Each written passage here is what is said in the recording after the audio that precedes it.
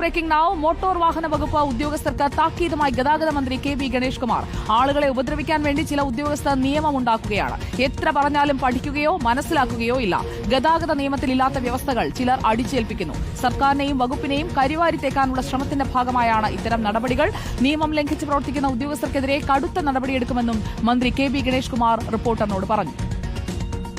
ചില ആളുകൾക്കൊരു കുഴപ്പമുണ്ട്. ചില ഉദ്യോഗസ്ഥന്മാർ അവർ തന്നെ നിയമം കണ്ടുപിടിക്കുന്നു, അവർ തന്നെ ഉണ്ടാക്കുന്നു, അവർ തന്നെ ആളെ ഉപദ്രവിക്കുന്നത്. എത്ര പറഞ്ഞാലും ചിലർ പഠിക്കില്ല. ടാക്സിക്ക് ഒരു ഉദാഹരണം പറയാം. ഇന്നോവയുടെ ടാക്സിക്കാരന് ക്യാമറയൊന്നും ആവശ്യമില്ല.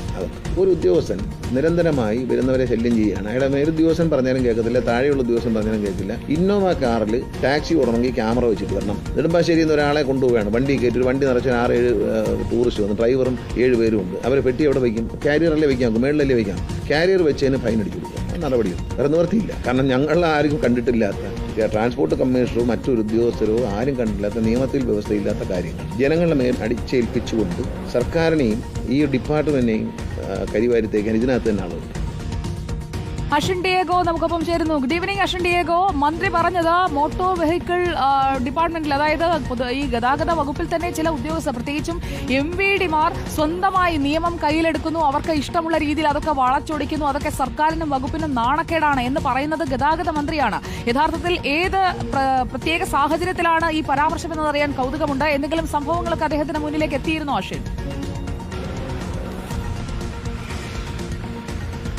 സുജിയ, തീർച്ചയായും ഒന്നല്ല രണ്ടല്ല നിരവധി സംഭവങ്ങളാണ് ഇതുമായി ബന്ധപ്പെട്ട് ഗതാഗത മന്ത്രിയിലേക്ക് തന്നെ എത്തിയിട്ടുള്ളത് എന്നുള്ളതാണ്. അതിൽ ചിലത് നമുക്ക് പറയാം. അതിൽ ഏറ്റവും പ്രധാനപ്പെട്ട ഒന്ന് നമ്മൾ തന്നെ നേരത്തെ റിപ്പോർട്ട് ചെയ്തിട്ടുള്ളതാണ്. ഏറ്റവും പ്രധാനപ്പെട്ട കാര്യം, അതായത് ട്രാൻസ്പോർട്ട് കമ്മീഷണറുടെ ഉദ്യോഗസ്ഥരുടെ ഒരു നിസ്സഹകരണം അത് കഴിഞ്ഞ കുറേ ദിവസങ്ങളായി നടന്നുകൊണ്ടിരിക്കുന്നു എന്നുള്ള കാര്യമാണ്. അതിന്റെ ഭാഗമായി തന്നെ സ്പോർട്സ് മീറ്റുകളടക്കം മാറ്റിവെക്കേണ്ട സാഹചര്യങ്ങൾ വരെ എത്തിയിരുന്നു. ഇവർ ഇതിന് കാരണമായി പറഞ്ഞിട്ടുള്ളത് ഈ ട്രാൻസ്പോർട്ട് കമ്മീഷണറുടെ ഉത്തരവുകൾ അപൂർണമാണ്, മാത്രമല്ല ഈ ഉത്തരവുകൾ നടപ്പാക്കുന്നതിൽ പ്രായോഗികമായി ബുദ്ധിമുട്ടുകളുണ്ട് എന്നതടക്കമുള്ള കാര്യങ്ങൾ പറഞ്ഞുകൊണ്ട് ഒരു ഉദ്യോഗസ്ഥ സംഘം ഈ ട്രാൻസ്പോർട്ട് കമ്മീഷണറുടെ ഉത്തരവുകളെല്ലാം തന്നെ ബഹിഷ്കരിച്ചുകൊണ്ട് നിസ്സഹകരണ സമരം പ്രഖ്യാപിച്ചിരുന്നു. മാത്രമല്ല ഫേഷ്യൽ അറ്റൻഡൻസ് സിസ്റ്റം അടക്കം ഇത് ഉപയോഗിക്കാതെ അവർ മാറ്റിവെക്കുകയും ചെയ്തിരുന്നു. അതിനുശേഷമാണ് നിരവധി പരാതികൾ ഈ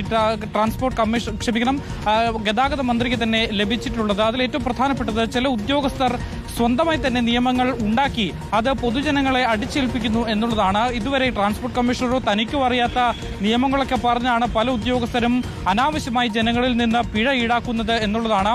ഇത്തരത്തിലുള്ള നിരവധി ഉദ്യോഗസ്ഥരെ കണ്ടെത്തിയിട്ടുണ്ട്. ഇവരെ മുഖം നോക്കാതെ നടപടിയെടുക്കും എന്നൊരു മുന്നറിയിപ്പ് കൂടിയാണ് ഇപ്പോൾ കെ.ബി. ഗണേഷ് കുമാർ നൽകിയിട്ടുള്ളത്. അതിൽ അദ്ദേഹം തന്നെ ചൂണ്ടിക്കാണിച്ചിട്ടുള്ളൊരു ഉദാഹരണമുണ്ട്. ഒരു ഇന്നോവ കാർ, ടാക്സി ഉപയോഗിക്കുന്ന ഇന്നോവ കാറിന് മുകളിൽ ക്യാരേജ് വെച്ചതിന് ഫൈൻ ഈടാക്കിയ സംഭവം. ആ ഈടാക്കിയ സംഭവം പിന്നീട് വലിയ തരത്തിൽ വാർത്തയായിരുന്നു. കാരണം അതൊരു ഫൈൻ ഈടാക്കൽ മാത്രമായിരുന്നില്ല, പകരം ക്യാമറ ഉപയോഗിച്ചുള്ള പരിശോധനകളിലേക്ക് വരെ ഇത് വിരൽ ചൂണ്ടി നിന്നിരുന്ന ഒരു സാഹചര്യമായിരുന്നു.